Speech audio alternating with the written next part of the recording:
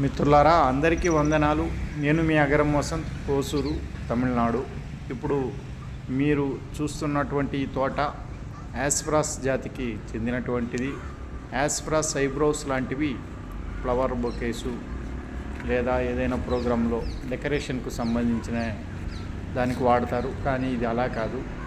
దీని ఈ సుమారుగా ఇప్పుడున్నటువంటి హైటు ఈ మొక్క పెరిగాక కింద అంటే వేర్లలో నుంచి మనకి ఉల్లి పువ్వులు ఎలా వస్తాయి అలా వస్తాయి.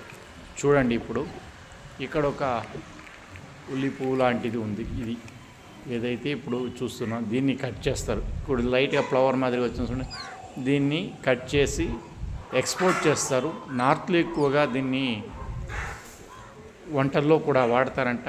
చాలా మెడిసినల్ వాల్యూ ఉన్నటువంటిది. హోసూర్ ప్రాంతంలో అయితే ఇటీవల కొత్తగా దీన్ని